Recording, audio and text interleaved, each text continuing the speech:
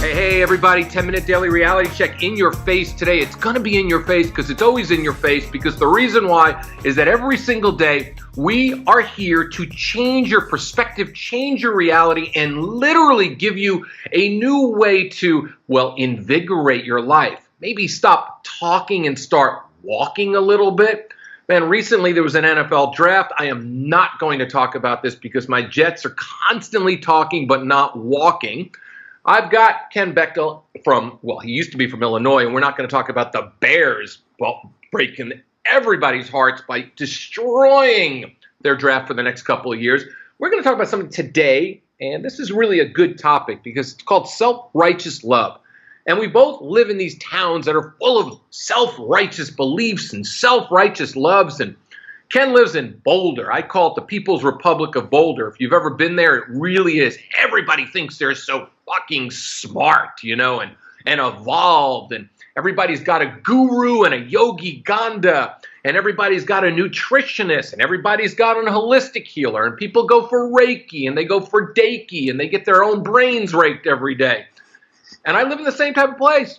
I live in Marina del Rey, Playa Vista, Venice, that whole little area. You can't go to a cafe without getting into some really weird conversation with somebody that looks like they just got off an airplane from India. So, Ken, Welcome to the show. Thank you. Self-righteous love. Tell my audience what you mean.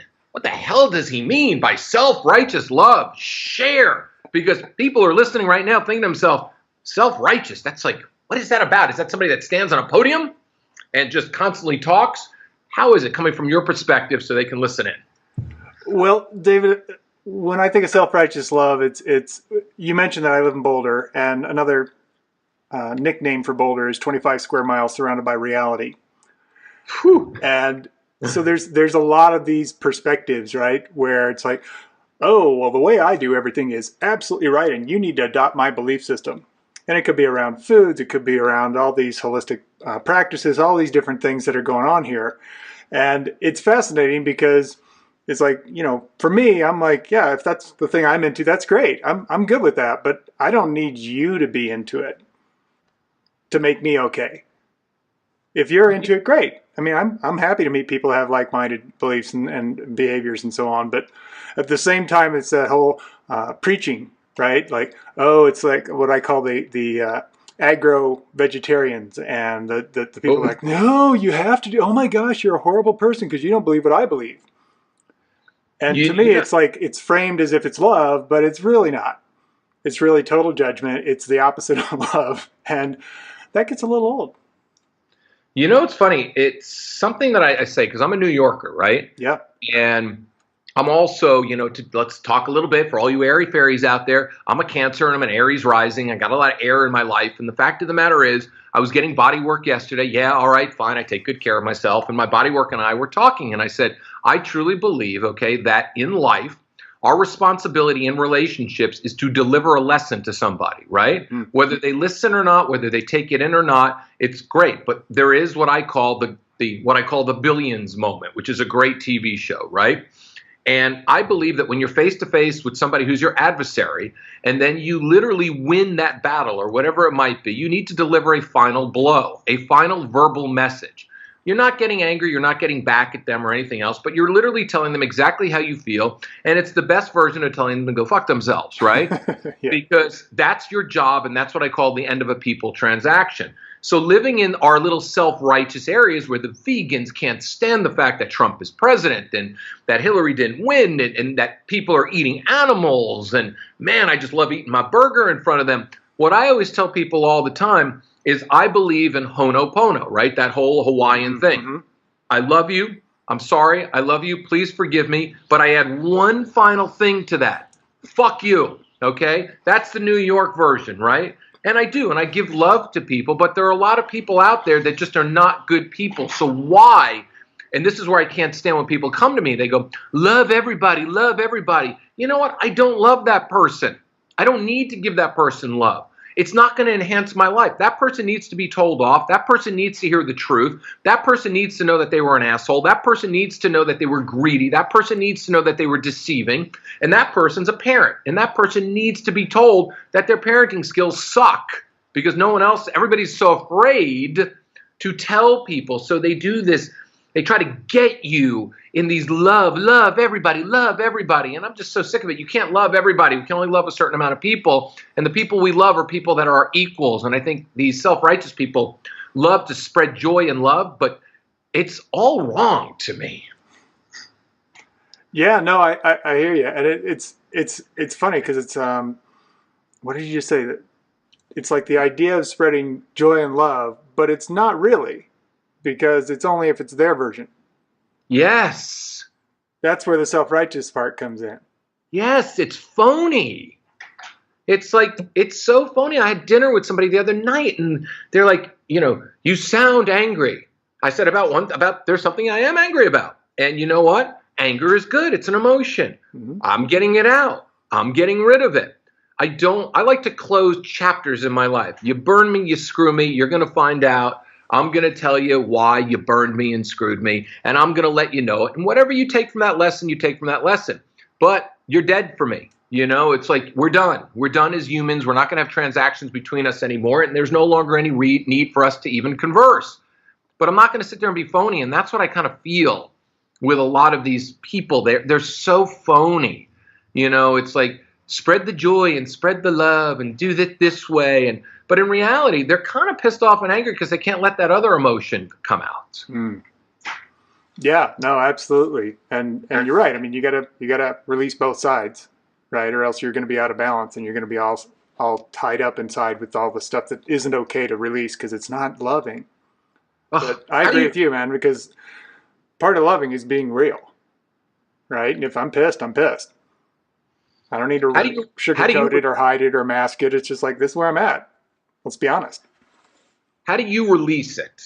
Like and this is something that I think a lot of people don't talk about. I've talked about people, meditation experts and stuff, and they tell you to sit there and om yourself to death. Om, om, om, and breathe in. But how do you release it? How do you, if you're pissed off and angry, let's be real, because so much of the country, when they hear this airy-fairy stuff and the self-righteous love and all the other stuff, it doesn't really resonate with them, because, Jim, the truck driver from, Wisconsin, he's just not going to go sit in a Kundalini yoga class. He wants to know how to blow off his steam. And I think an evolved person has a wide range of emotions. So how do you blow off? When you get angry and you get pissed off, what is your formula to really talk to, let's say the self-righteous person is really pissing you off, right? Nonstop, doesn't listen to you, vegan this and vegan that, and you're an animal killer and all that other stuff. What do you say to them? The way I approach it is I literally will simply say, if I'm honest, I don't agree with you at all. I think you're full of shit. Or I think this is, you're just hiding what you really want to say. Or why don't you just tell me the truth? I'll just go there. I don't care, because the reality is I'd rather have that dissipated and done with than hanging over whatever kind of relationship I have with that person, whether it's a momentary passing on the street or it's somebody I see every day. So as long as I'm just speaking for my truth, that's where I'm at. And it's like, hey, I don't buy that. I don't believe that for a second. That's total crap. I don't think you even believe it. And I'll challenge them on where they're at, because I believe that, we got to own who we are and where we're at. And a lot of us walk around with a lot of ideas and dogma and whatever else we want to call it. It's like, it's right. That's the self-righteous part again, right? So it's like, what if it's just like, where are you in all this? Like, there's different belief systems out there, but what parts are yours? What parts do you believe? I don't think anybody matches it perfectly on anybody's idea of, the dogmas or the belief systems or whatever. So what pieces are you really going to live with and own? And what pieces are just crap that you're just pontificating because it's part of the club?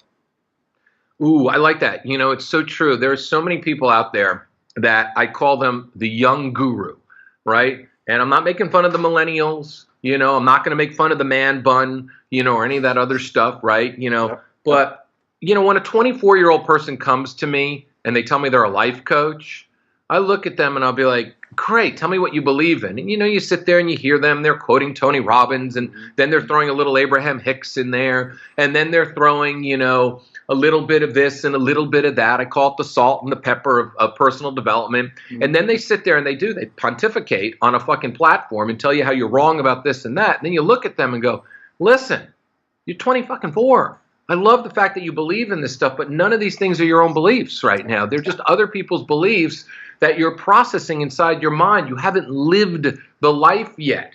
Come to me in 20 years. Come to me in 10 years and tell me what you believe next. Come to me after you've had failed relationships. And no relationship has ever failed, and I always get them to trick them that way. They go, yeah, I've only had like one failed relationship. And I go, boom, you're not evolved, because no relationship has ever failed. It's just all a beautiful journey between two souls, and you had a soul contract, and that soul contract did not work out.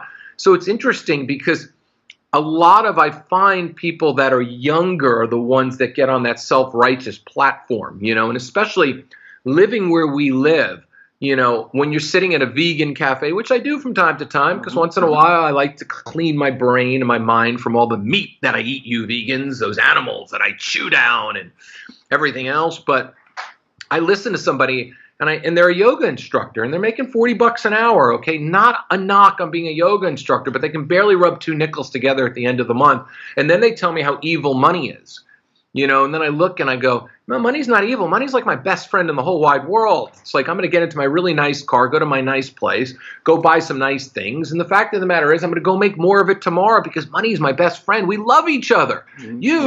Money is like the high school quarterback or, the cheerleader that never liked you, and it's like they don't allow. And I think the beauty of life is respecting each other's journey and path and not spitting words out that you've read somewhere or memes. Facebook is full of self-righteous posts. Holy shit. Yeah. It's like they should have just called it Self-Righteous Book.